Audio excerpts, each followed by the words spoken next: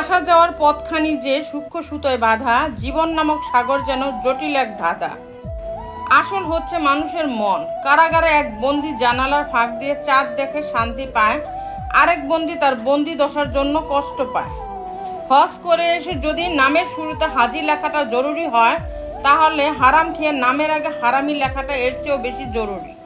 অনেক সম্পর্ক নষ্ট হবার কারণ হচ্ছে একজন সঠিকভাবে বলতে পারে না আর অপরজন সঠিকভাবে বুঝতে পারে না। উদ্দেশ্য যতই সুন্দর হোক না কেন, মানুষ আপনার বাইরে দেখে বিচার করবে, আর আপনার বাইরে যতই সুন্দর হোক না কেন, উপরওয়ালা আপনার উদ্দেশ্য দেখেই বিচার করবে।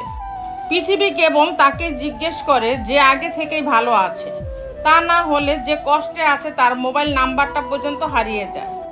কেউ আপনার মনে কষ্ট দিলে রাগ করবেন না, কারণ এটা প্রকৃতির নিয়ম। যেই গাছের ফল যত বেশি মিষ্টি হয়, সেই গাছে তত বেশি পাথর নিক্ষেপ করা হয়। তোমার নিঃস্বার্থ ভালোবাসার কথা জেনেও যে তোমাকে ছেড়ে যায়, তাকে দ্বিতীয়বার ভালোবাসার কথা জানানো, তার দিকে দ্বিতীয়বার ফিরে তাকানো তোমার জন্য সবচেয়ে বড় বোকামি ছাড়া আর কিছুই নয়। টাকার জন্য ভালোবাসা মরে যায়, কিন্তু সেই টাকা দিয়ে ভালোবাসা কেনা যায় না। কি অদ্ভুত, তাই না? একটি মসজিদের দেয়ালে লেখা ছিল, তুমি যদি পাপ করতে করতে ক্লান্ত হয়ে যাও, তবে ভিতরে চলে আসো, আল্লাহর রহমত এখনো ক্লান্ত হয়নি। পরিণত হবার আসল চিহ্ন হলো কেউ আপনাকে আঘাত করলে পাল্টা আঘাত না করে বোঝার চেষ্টা করা, কেন সে এমন করল। মানসিক যন্ত্রণা সহ্য করতে করতে একটা সময় গিয়ে মানুষ অনুভূতিহীন হয়ে যায়। শালী কখনো বোন হতে পারে না, আড়ালে একা থাকলেই বুঝবেন। দেবর কখনো ভাই হতে পারে না, একটু সুযোগ দিলেই বুঝবেন। কাজিন কখনো আপনার মায়ের সন্তান হতে পারে না, হাতে হাত রাখলেই বুঝবেন। ধর্মের ভাই বোন মা বাবা বলতে কিছুই নেই, স্বার্থের পরীক্ষায় পড়লেই বুঝবেন। টাকা কখনো সুখ আনে না।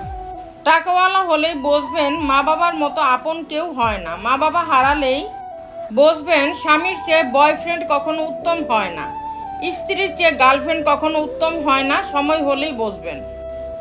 আগের দিনে মানুষ মিথ্যে কথা বলতে ভয় পেত, পাপ হবে বলে। এখন মানুষ সত্য কথা বলতে ভয় পায়, বিপদে পড়বে বলে।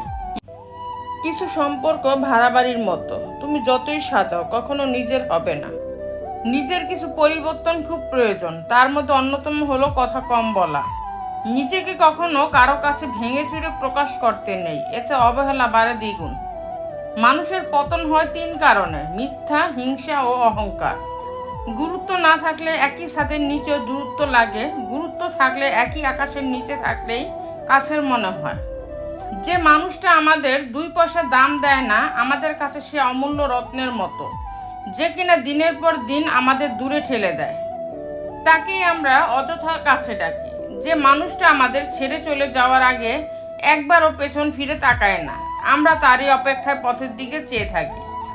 আমাদের চোখের পানি যাকে একদমই স্পর্শ করে না, আমরা তার জন্যই কাঁদি, পাগলের মতো কাঁদি। যে মানুষটা আমাদেরকে 1 ফুটও ভালোবাসে না, তার জন্য আমরা 1 সমুদ্র ভালোবাসা নিয়ে বসে থাকি।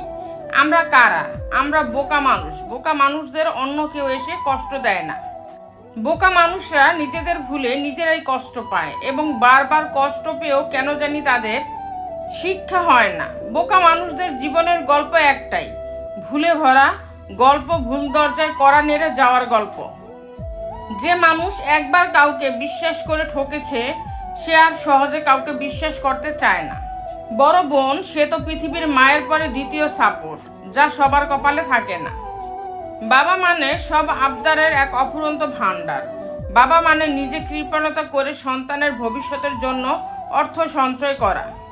বাবা মানে শত শাসন সত্ত্বেও এক নিবিড় ভালোবাসা। কারো চরিত্র সম্পর্কে ধারণা পেতে চাইলে খেয়াল করুন সে কেমন মানুষের সাথে চলাফেরা করে। মনে রাখবেন, বন্ধুত্ব ফুলের দোকান আর আবর্জনার স্তূপের মতো। আপনি প্রতিদিন ফুলের দোকানের পাশ দিয়ে গেলে ফুলের ঘ্রাণ পাবেন,